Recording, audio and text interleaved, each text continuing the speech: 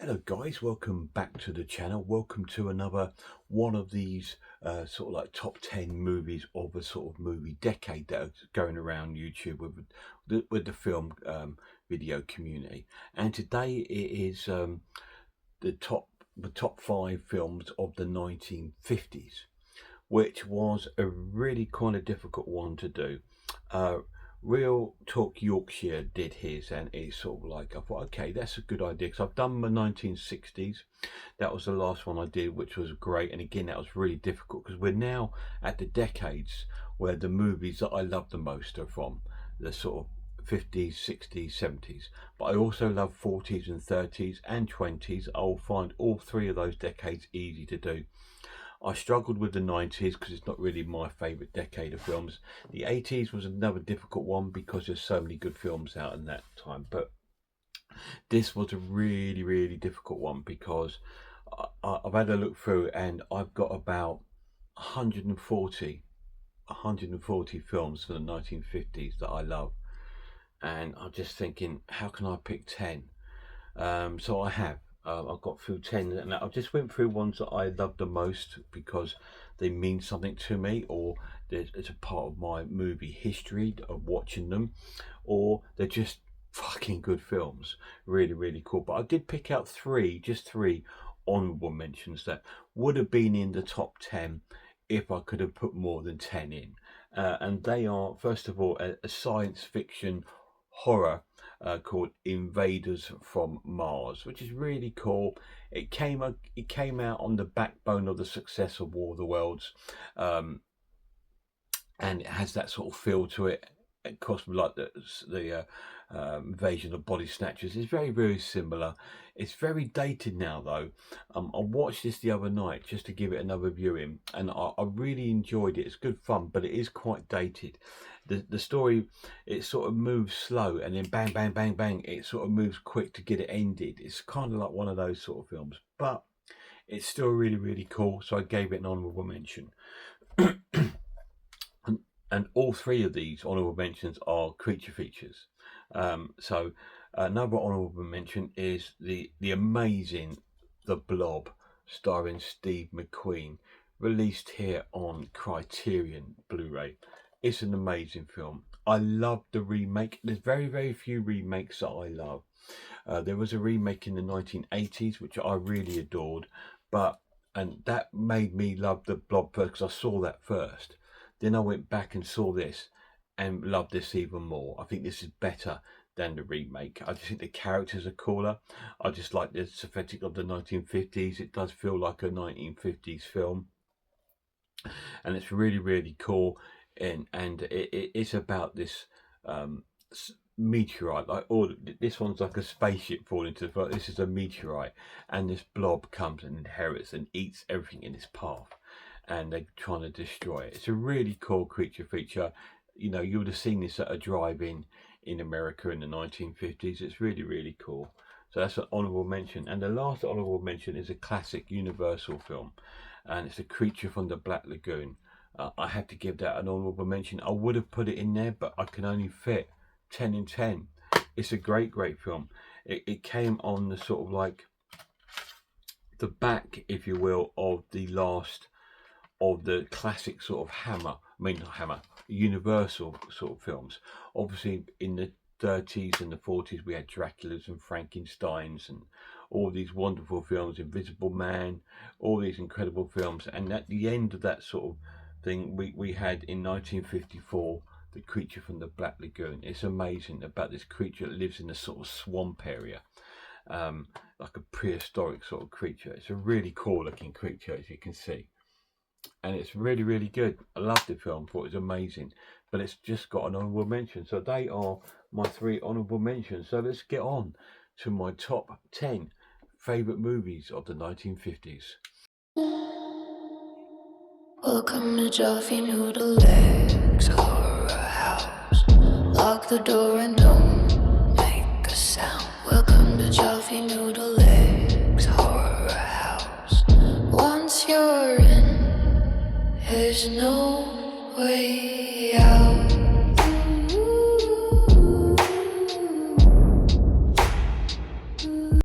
yeah. Right, so we started with number 10, and we're coming to Britain with a British comedy from the Ealing Studios, and it is The Lady Killers. Great film. The cast as Cecil Parker, Herbert Loom, Peter Sellers, Alec Guinness. It's an amazing cast.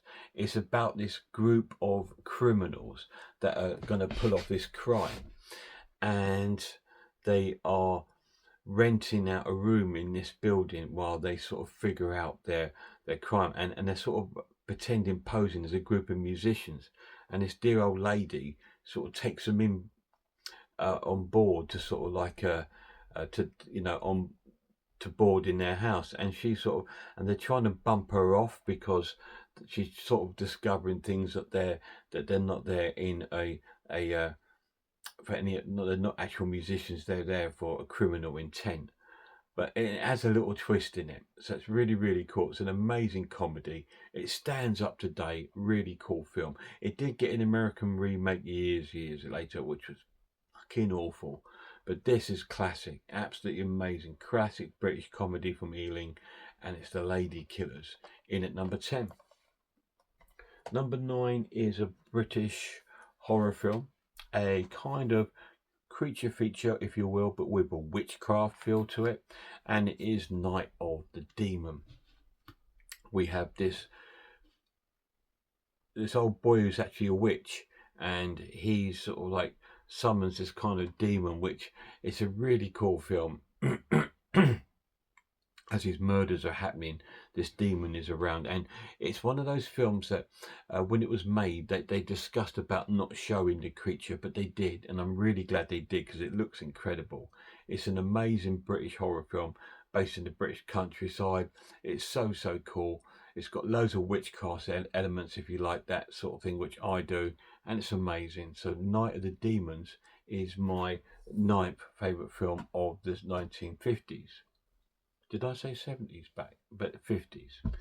Anyway, next up is an American psychological thriller, horror, if you will, with Shirley Winters and Robert Mitchum, and it's The Night of the Hunter. Really cool film. Later on in life, in years, a film called Cape Fear was made, which was lightly based upon this film, in the sense of like this tells a story of a guy in prison that's coming out, and he's trying to first of all, it starts off with this guy with his family, and he's done a crime. He's robbed a bank, and he's hid the money, and he's only told his children where they are.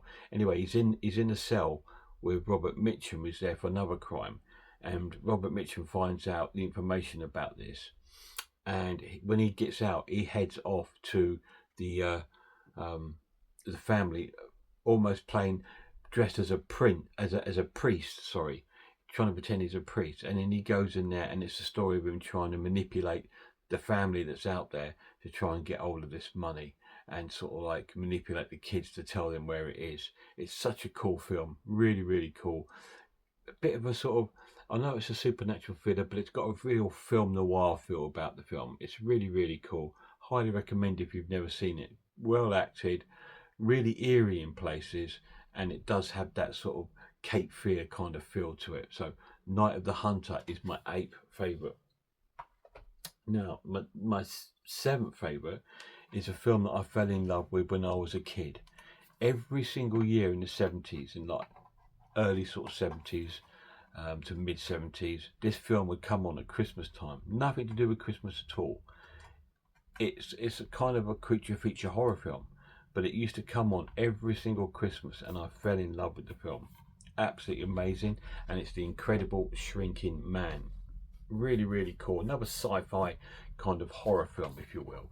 It's based on this guy who's like a scientist, and they're trying out all these different experiments, and this one day he's out, I think he's on a boat on a holiday with his wife or whatever like that, and they come across this cloud, which is a radiation cloud, and he sort of consumes it, and he starts to shrink, and he shrinks down to like about that sort of size, and it's about him sort of trying to survive. He ends up in the house. they see him shrinking. You see gradually him shrinking. He ends up living like a little dollhouse. But then something happens and he gets trapped into the basement and they can't find him anymore because he's so small.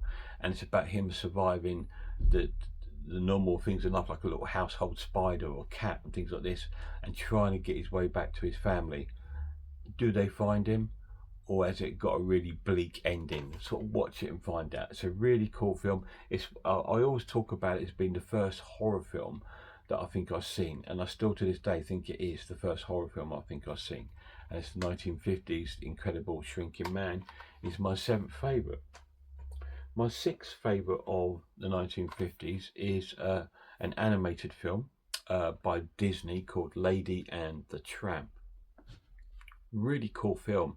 I don't see many people really appreciating Disney and what they brought to the cinema and to the theatre world, because they brought so much. And yes, they are family-based stories. They are really family-based stories, but they are incredible and they draw you in. They emotionally draw you in with the characters that they build.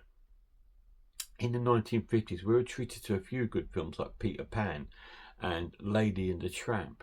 And this is probably my favourite out of the 1950s. I will do a Disney top 10 at some point and go through my favourite 10 Disney films, because I do have a load of them. In fact, I'll probably do a Disney week where I will do that and review a couple of maybe classic Disney films.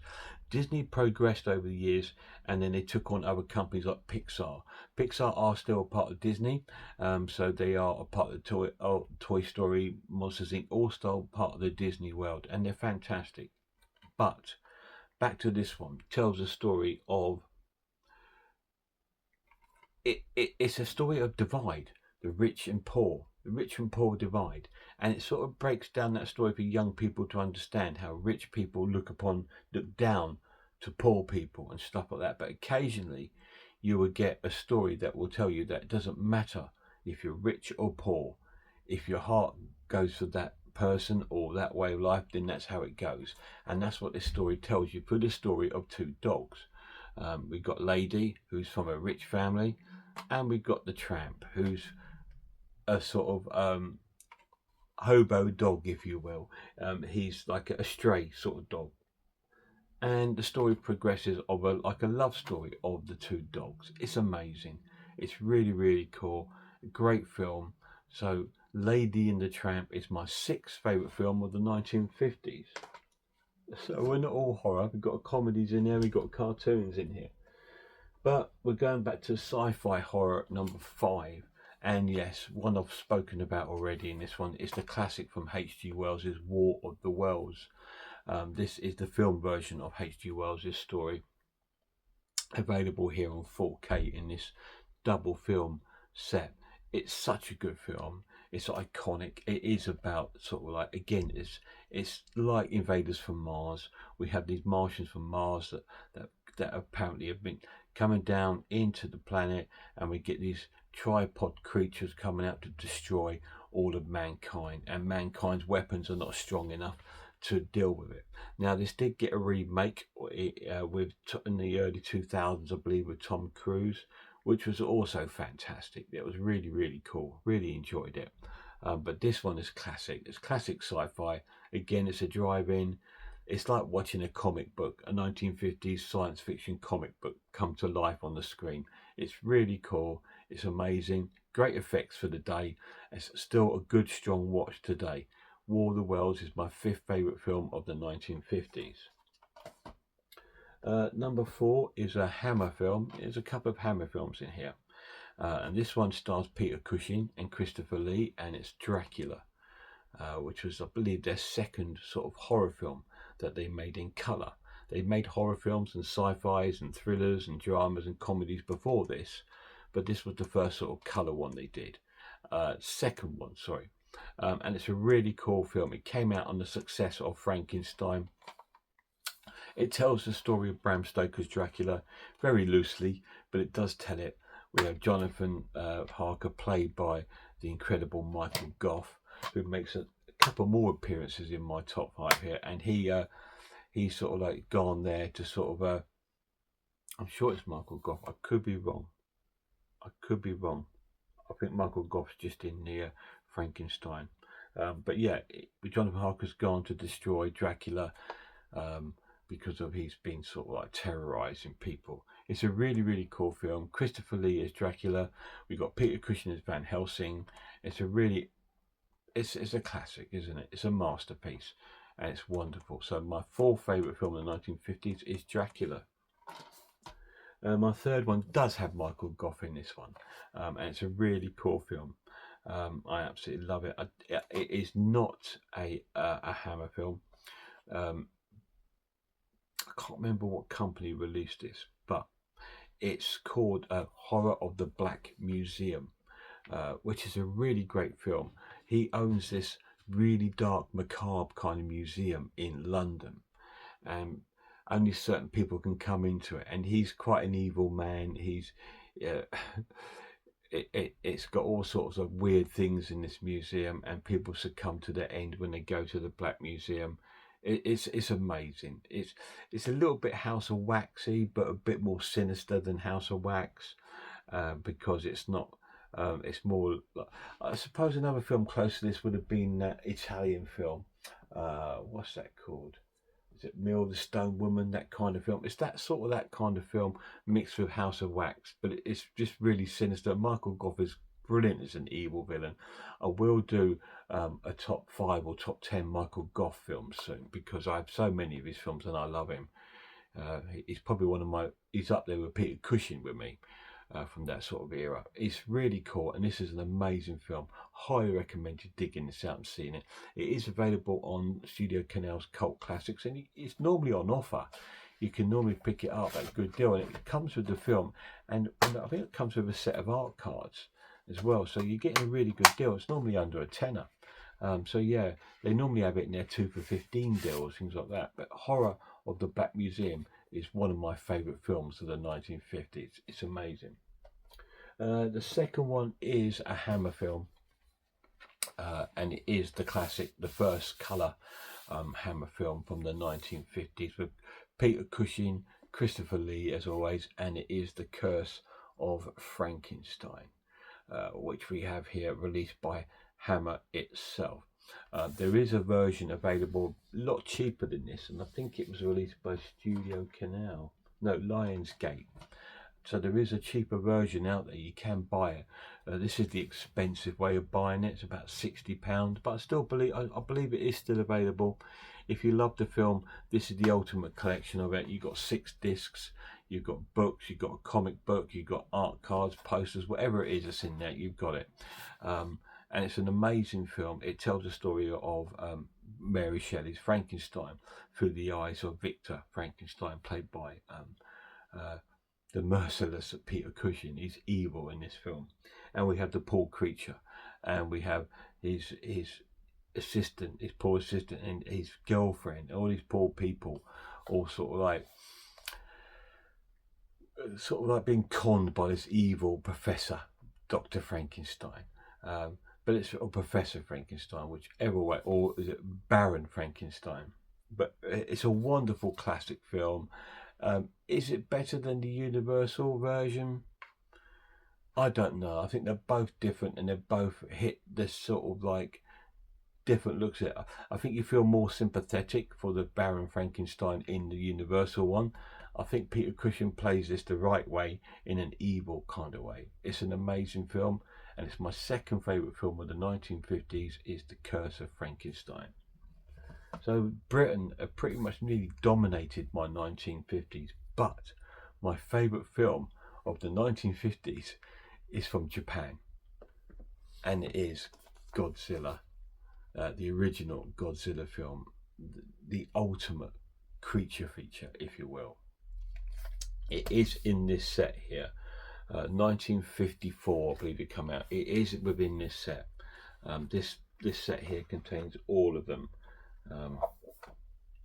From that sort of show era. So let's see if we've got it any put up here. So this is the original Godzilla. It's fantastic. It tells of human nuclear experimenting going wrong, and they do it over a sea, and they're unaware that underneath the sea there's a prehistoric creature still living deep within the depths of the abysses down there, and radiation poisoning gets to that area, and it affects the beast and it awakens him, and he grows to massive proportions.